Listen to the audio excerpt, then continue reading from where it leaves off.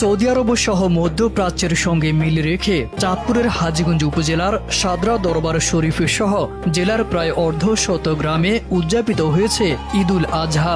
সকাল ৮টা থেকে ৯টার মধ্যে বিভিন্ন স্থানে ঈদের জামায়াত অনুষ্ঠিত হয়।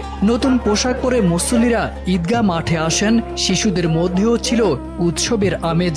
সকাল 8:30টার দিকে সাদরা দরবার শরীফ মাঠে প্রথম ঈদের জামায়াত অনুষ্ঠিত হয়। পরে সকাল 9টার দিকে সাদরা হামিদিয়া ফাজিল মাদ্রাসা মাঠে দ্বিতীয় জামায়াত অনুষ্ঠিত হয়। প্রতি বছরের মতো এবারও শত শত ধর্মপ্রাণ মুসল্লি জামায়াতে অংশ নেন।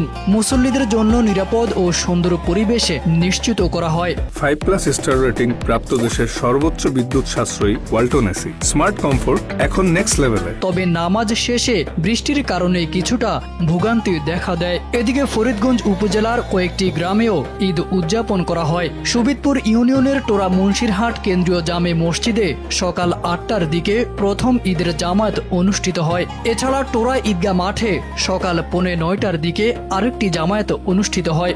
মতলব উত্তর উপজেলার দেওয়ানকান্দি কেন্দ্রীয় জামে মসজিদেও সকাল 9টার দিকে ঈদের জামায়াত অনুষ্ঠিত হয়। স্থানীয়দের দাবি 1928 সাল থেকে সাদরা দরবার শরীফ সৌদি আরবের সঙ্গে মিল রেখে রোজা ও 2 ঈদ উদযাপনের প্রথা চালু করে। সেই ধারাবাহিকতা এখনো চলমান।